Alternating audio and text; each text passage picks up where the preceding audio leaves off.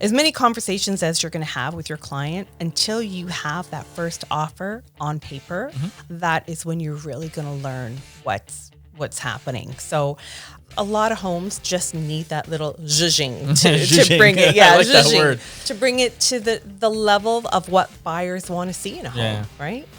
I got to figure out the paint color. Do what? Yeah. Don't touch my photos. It's my 1982 graduation picture. Don't touch that. It's true. But you will see these people again at another home, and you're going to remember, she gave me the time of day, or he didn't give me the time of, you know what? Yeah. Let's just be amicable and do the best we can in our industry. So you know what? That first guy wasn't that bad. Okay, He was not bad.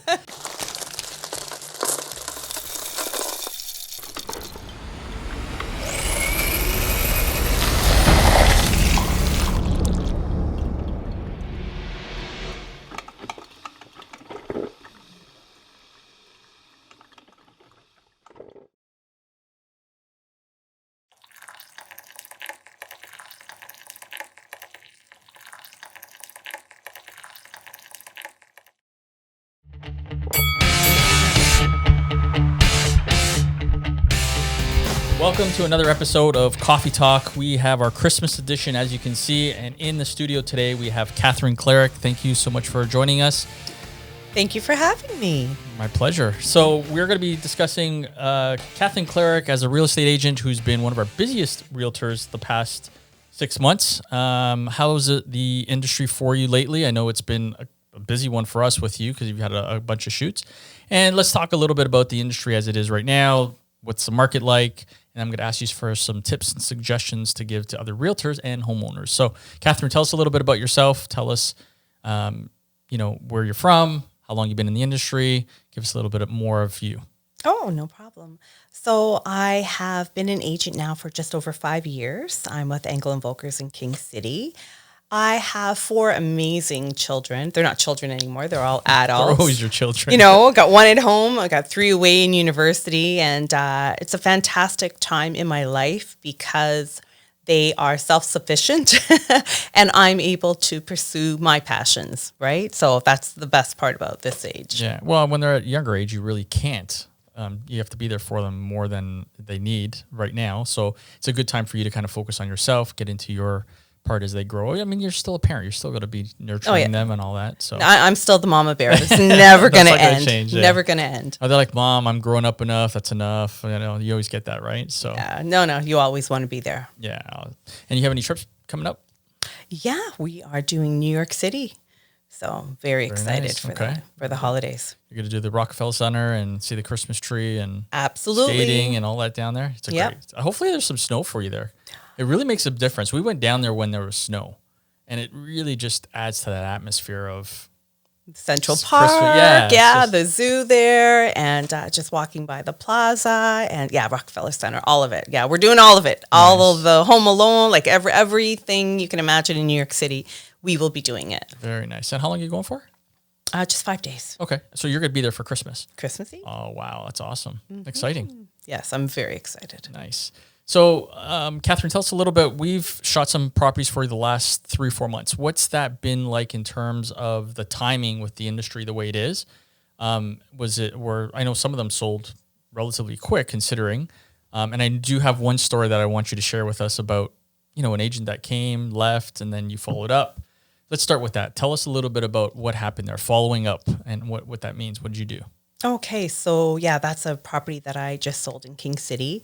That property was on the market for about 40 days. And right from the beginning, an agent had showed it and gave me her remarks from her clients and said, they like it, but there's one aspect about it they really don't like. So, it's a no for us. And I said, okay, no problem.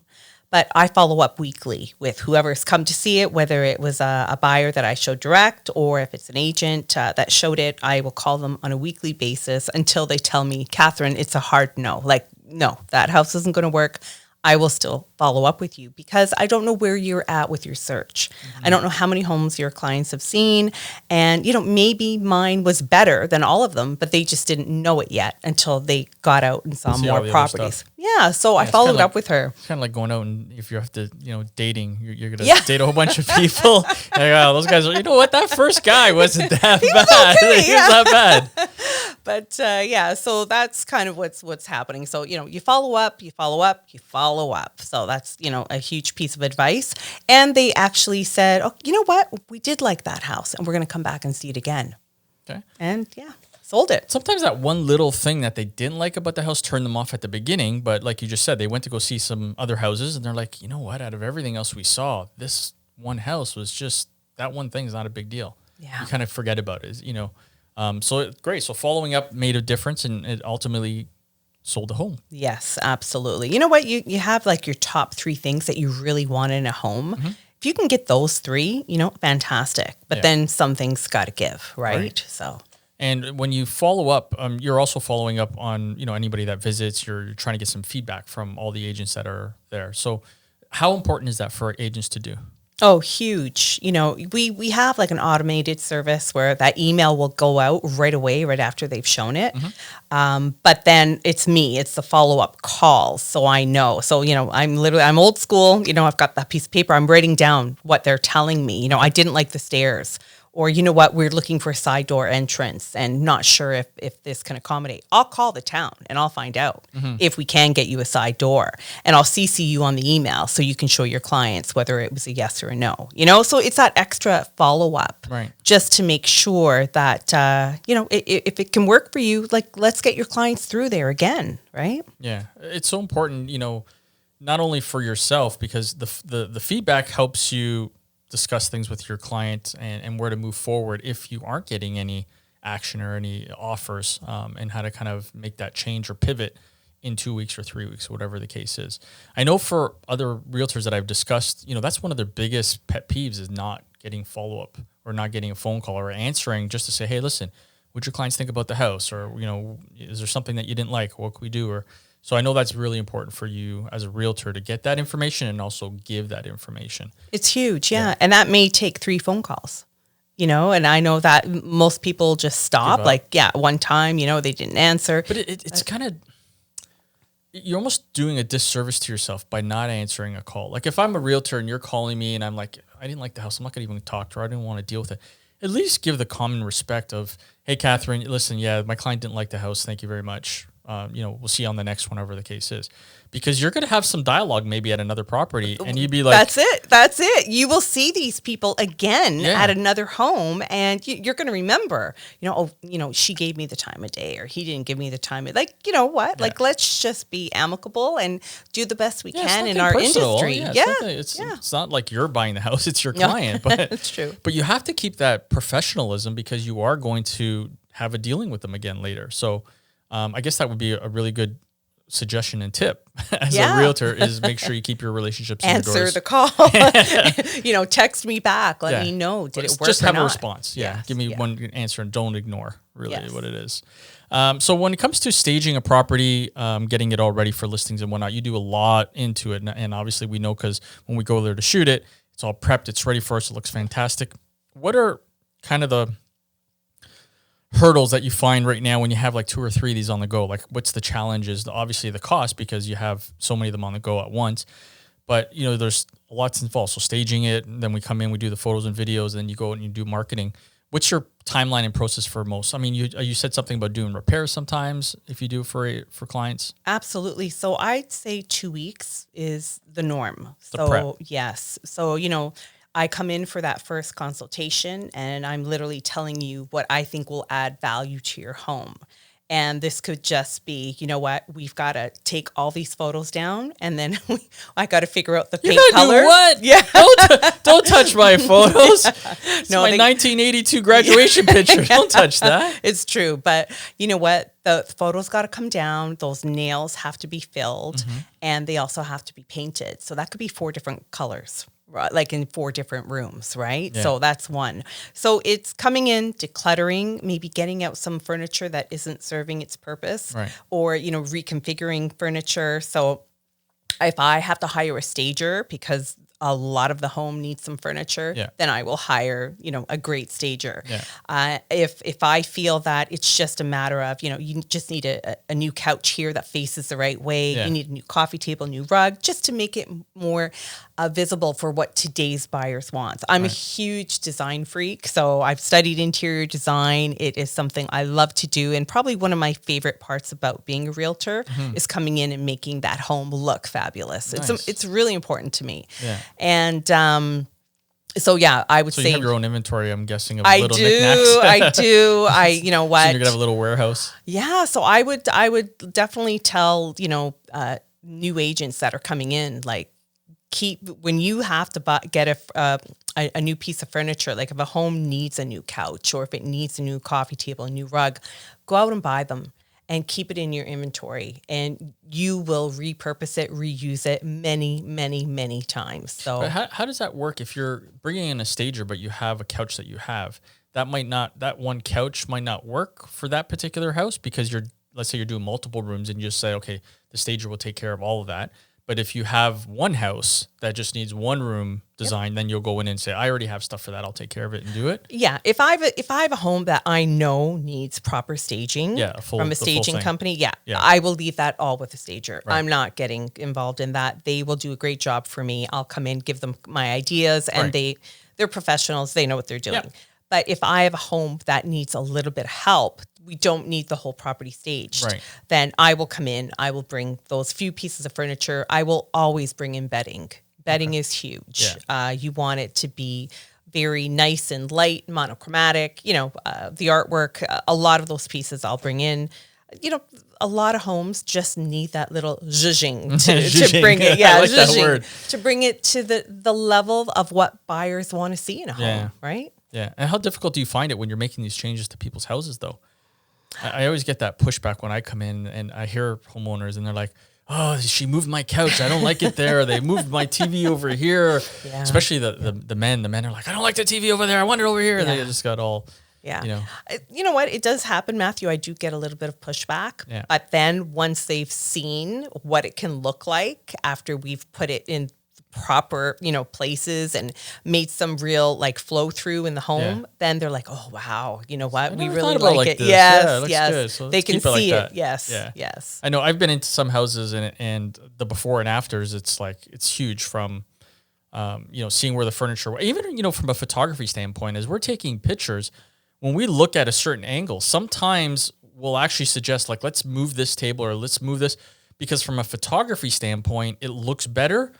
And when you come there to see it with your eyes, it's totally different. So we want it to look as best because we want to attract the buyer. So sometimes making those fine adjustments in camera are totally different than when you actually see what's in your eyes. So we even actually make those adjustments sometimes, and it's important to do it because our job for you is to get people to notice, to stop the swipe. Oh, wow, let's look at that. And then let's get them in. Once they're in, that's your job now to, talk to them, sell it, and go from there. That's what this is about, the wow factor, right? The zhuzhing. So I've got to make the home look amazing before you even get there. So your job is easier. You take these beautiful photos and videos, and then that's what brings the buyers in, right? Yeah. So I mean, for us, when you call us to come in, and we have this discussion with our team, is sometimes those things have to be changed. And it's just one of those things with experience. Sometimes you just know how to make certain things right or make some certain changes. So whether you're getting involved with a stager or a photographer, whatever it is that you're doing, you want to make sure that they're representing you and they have your best interest that's out there. We've been to some shoots where it's garbage day. Yeah. And I think we did it on 1 Year Wars, and I'm like, Katherine, not a good day to do outside photos. There's garbage cans all over the place, and we'll revisit and come back another time to shoot the outside because obviously we want it to look the best, and that doesn't make any sense. If there's some little items here and there inside the house, sometimes we can Photoshop it, sometimes we can't. The beauty with AI right now when it comes to interior design and staging, sometimes you have an empty room and you don't have to stage it, and you can just say, Matthew, we have 5 empty bedrooms upstairs. I'm only going to do the master bedroom. What can we do with the other ones? And that we'd be like, yeah, we can virtually stage it. It's not a problem. Again, because we just want them to come in to look. You've done some situations where you've had virtual staging done? What kind of feedback do you get from clients? Do you ever get that, how's it empty? Or you go to see a house and you saw pictures, but like now it's not there. What's that? Is that kind of jarring for you? You know what? I'm to be perfectly honest about it. I've seen a lot of listings where they have done some virtual staging. And I think that when people get there, then they're a little bit like, oh, where's the furniture? It's not here. Yeah. Some of them don't realize it's been virtually staged. So sometimes, sometimes it's a little bit of a, shock. It's a little bit of a shock. Yeah. So, whether that's a good factor or not, I think where the virtual staging is really beneficial is that people can see what it can look like. Yeah. Does that make sense? Yeah. Like if you can't get that furniture in there for whatever reason, they can see what the potential is. The visualization of it, which is important. And, with your interior design background, you've done stuff where you're, laying stuff out on paper and trying to get an idea of what it looks like to show your clients and be like, hey, this is what it would be. And this is what that's generally kind of what it is, right? You're just giving people a perspective, an idea of what could be. Absolutely. So it gives them an outlook on it. Yeah. So let me ask you a question. We were talking earlier, in this industry right now, with the market the way it is, real estate and everything else, people are in situations that they have to sell. And those hard discussions are happening. When you're going into these listing presentations, or you got the listing, and now you're trying to get some honest, real depth. Like, I need to know where you guys are at. Sometimes you don't get that feedback that you really wanted. Like, they're holding stuff back. They're not telling you everything. And then you get into a situation. It makes it harder for you to do negotiations. I think the most important thing is like transparency. You won't know. Yeah, you really don't know as many conversations as you're going to have with your client until you have that first offer on paper. Mm-hmm. That is when you're really going to learn what's happening. So when agents are calling me and they're saying, hey, will they take this? Will they take that? I'll tell them flat out, I'm not going to my client with a verbal offer. Put it on paper, mm-hmm. and then let's get it started. And even if they're like, oh, we're just going to give you one shot, like this is the amount. Well, if you're serious, put it on paper. Because I don't know how my client's going to react mm-hmm. until truthfully I've got it in front of them. Mm-hmm. And that's when you learn more. That's when you're like, no, this is my final and lowest number that I will go. This is it. Yeah. And, you don't know those discussions until you've got something in front of them. And I'm guessing as weeks and days go by, sometimes it gets longer and longer. That hard line gets a little softer per se. So when you're saying put it on paper, at the beginning, I'm guessing they're like, no, it's too low. I need this much money because of X, Y, and Z or whatever the case is. But as weeks go by now, especially this day in market, you find that's changing now a little bit. Like people are a little bit more open to like, just give me an offer right now. I think that, with my clients, I can tell you that I've said, let's bring in the offer. Let's see what it is. And then at least have my clients have a chance to counter offer and say, no, this is the number that we really want. Mm-hmm. And then go back and talk to that agent and say, listen, is there somewhere where we can meet here in the middle? Right. Like you've really lowballed me and they're not going to take it. Yeah. This is what they want. Where can we meet? Yeah. Like, where can we, make this happen? Right. So those are the conversations that are happening. Okay. Nobody wants to take a low ball. They don't, it's hard to present a low ball, but I think the conversation now is where, what's the number you feel comfortable signing back at? Mm-hmm. And let me do my best to bring these people up. If they seriously want your home, we're going to meet somewhere that makes both parties happy. Right. If they're not serious, then it's not going to happen. Okay. So, Katherine, top advice that you would give to realtors right now in the industry would be? Number one, get into that home and see what value you can add. And that means, if you got to declutter it. If mm-hmm. you've got to get some paint touched up, if the baseboards look really bad and, get it done. It done. Get your handyman in there. Get it done. Okay. Number one, it's got to look good. Yeah. Number two, do the staging. Whatever staging you got to do, marketing, this has to look amazing so all the buyers want to see it. Right. Number three, get the photography, get the videos done, get it all done, make it look, and go with the best, right? That's why we're here. Right? Listen, I try to explain this every time I say it. And again, whether it's you choosing us or you're choosing another company, you're spending all this money prepping it, getting the handyman in there, getting the staging all done. Why do all that and then cheap out on the marketing side of it with the photography and video? Makes absolutely no sense. And it boggles me why they do that. So I would suggest if you're spending all that money to get it prepped and ready and do all that, the best and most important part is the photography and the video work to get it out there and get it marketed. So, yeah, I mean, great three suggestions and tips. Thank you for that. And I know that they've been said again, but they are the truest three pieces of advice that any realtor can hear, right? Okay. So that's great tips.